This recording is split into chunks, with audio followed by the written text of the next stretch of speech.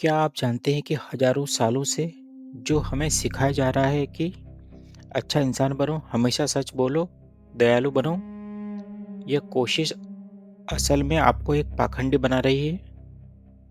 हम अंदर से तो गुस्से और नफरत से भरे रहते हैं, लेकिन ऊपर से शांति और नैतिकता का मुखौटा पहन लेते हैं। यह बनावटी अच्छाई हमें खुद से ही लड़ने पर मजबूर कर देती है।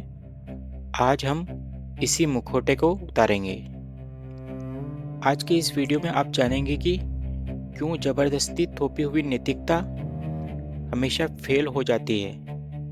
हम समझेंगे कि सच्ची अच्छाई कोशिश करके नहीं लाई जाती, वह अंदर के बदलाव से पैदा होती है।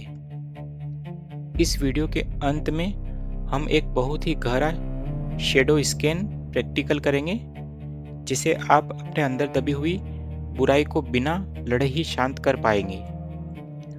अगर आपके भीतर हिंसा भरी है और आप ऊपर से अहिंसक बनने का नाटक कर रहे हैं, तो आप 24 घंटे खुद से ही लड़ते रहेंगे। यह वैसा ही है जैसे किसी को तेज बुखार हो और हम उस पर ठंडा पानी डालकर उसकी गर्मी कम करने की कोशिश करें। ठंडा पानी डालने से बुखार कम नहीं होगा, उस बेचारे बीमार आदमी की जान जरूर चली जाएगी। बुखार तो सिर्फ एक लक्षण है, शरीर अंदर से बीमार है। वैसे ही हमारा झूठ बोलना या बुरा बोलना सिर्फ एक लक्षण है। हमारी चेतना अज्ञान में है। नैतिकता धर्म की सीढ़ी नहीं है, वह धर्म का फूल है और वह उसकी खुशबू है।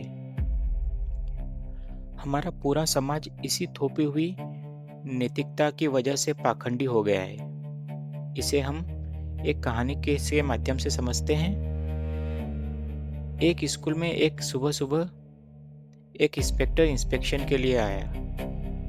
उसने क्लास में घुसते ही कहा, मैं 3 सवाल पूछूंगा, क्लास के टॉप 3 बच्चे आकर हल करें।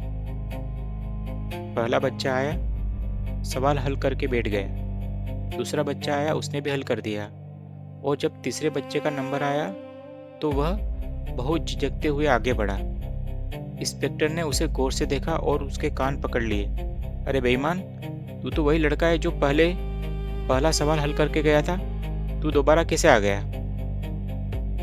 लड़के ने हाथ जोड़कर कहा, सर माफ कीजिए, हमारी क्लास का जो तीसरे नंबर का लड़का है वो क्रिकेट मैच देखने गया है। वो मुझसे कह गया कि मेरी जगह तू काम संभाल लेगा। इंस्पेक्टर गुस्से से पागल हो गया और टीचर की तरफ मुड़कर बोला, मास्टर जी, आप कैसे चुपचाप खड़े होकर इस बेईमानी को देख रहे हैं?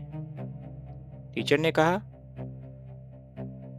ने हाथ जोड़े और कहा, सर माफ कीजिए, मैं इस क्लास का असली टीचर नहीं हूँ। असली टीचर भी क्रिकेट मैच देखने गया है, मैं तो बगल वाली क्लास का टीचर हूँ।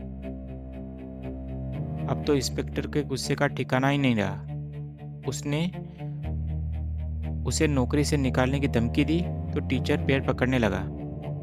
बाहर ले जाकर इंस्पेक्टर ने टीचर के कान में कहा, डरो मत, तुम्हारी भाग्य में मैं भी असली इंस्पेक्टर नहीं हूँ। असली इंस्पेक्टर क्रिकेट मैच देखने गया है, मैं तो उसका दोस्त हूँ। यह कहानी हमारे समाज का कड़वा सच है। हम सब एक दूसरे के सामने अच्छे होने का नाटक कर रहे हैं। जो चीज अंदर से नहीं आती, जब उसे बाहर से और ऊपर से थोपा जाता है तो इंसान पीछे के चोर दरवाजे ढूंढने लगता है। हार्वर्ड यूनिवर्सिटी के मनोवैज्ञानिक डेनियल वेगनर ने एक बहुत अच्छी थ्योरी दी थी, जिसे हम आयरोनेसिस प्रोसेस थ्योरी कहते हैं, व्हाइट बियर इफेक्ट।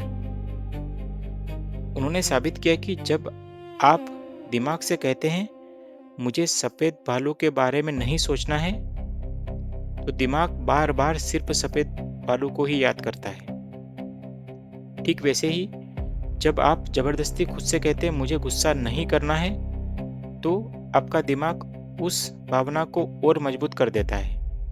और यही कारण है कि बहुत सीधे और नैतिक दिखने वाले लोग जब गुस्सा करते हैं तो वो भयानक रूप से हिंसक हो जाते हैं। जब तक भीतर अज्ञान है, बाहर सिर्फ अनैतिकता और दिखावा होगा। लंदन के एक आर्च प्रीस्ट पादरी को ही देख लीजिए। शेक्सपियर का नाटक चल रहा था, पादरी का भी मन हुआ कि नाटक देखें, पर वह खुद लोगों को सिखाता था कि नाटक देखना पाप है। उसने मैनेजर को पत्र लिखा, मैं आना चाहता हूं, पर क्या कोई पीछे का गुप्त दरवाजा है जिससे कोई मुझे देख न सके? मैनेजर ने जवाब दिया, हुजूर, दरवाजा तो नहीं था, पर आप जैसे धर्म गुरुओं के आने के लिए हमें खास व्यवस्था करनी पड़ी है। आप बेझिझक आइए। और यही हमारे समाज का सच है। नेताओं और बहुत सारे बड़े लोगों को देख लीजिए, अनैतिकता केवल एक लक्षण है, जड़ तो अज्ञान है। हम अज्ञान को नहीं मिटाते, बस उसे पीछे के दरवाजे से छुपाने की कोशिश करते हैं। हम अक्सर पत्तों को सजाने में लगे रहते हैं, जड़ों को भूल जाते हैं। एक युवक की मां बीमार पड़ी तो उसने वादा किया कि वह फूलों का ख्याल रखेगा। वह दिन रात फूलों को देखभाल करता, फूलों की धूल झाड़ता, उन्हें चूमता, उन्हें पानी से नहलाता, लेकिन 1 महीने बाद बगिया सूख गई। मां ने कहा, पागल, फूलों के प्राण फूलों में नहीं, उन जड़ों में होते हैं जो दिखाई नहीं देते।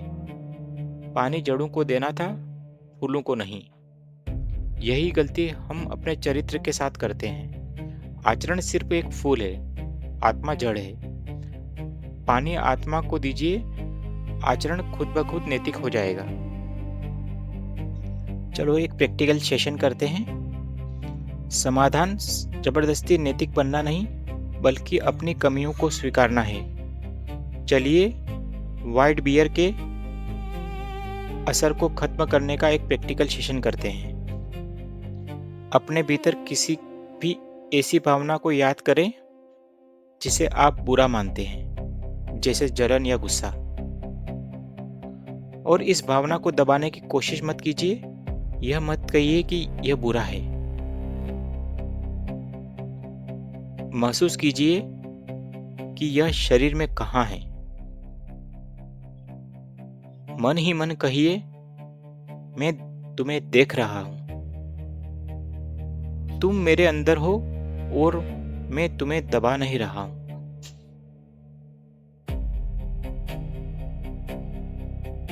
जैसे ही आप अपनी उस बुरी भावना को बिना जजमेंट के देखते हैं और सिर्फ देखते हैं, उसका असर दिमाग पर 50% ऑटोमेटिक कम हो जाता है। और यही असली ट्रांसफॉर्मेशन है। आत्मा को संभालिए, आचरण अपने आप ठीक हो जाएगा। अपने इसी डार्क साइड यानी शेडो को समझकर उसे शांत करने के लिए हम अपनी सीकर्स कम्युनिटी का निर्माण कर रहे हैं। अगर आप भी बिना किसी पाखंड के सचमुच खुद को संभालना चाहते हैं और बदलना चाहते हैं, तो अभी सब्सक्राइब करें और कमेंट में लिखें, आई एक्सेप्ट माई शेडो। और मिलते हैं अगले वीडियो में। धन्यवाद।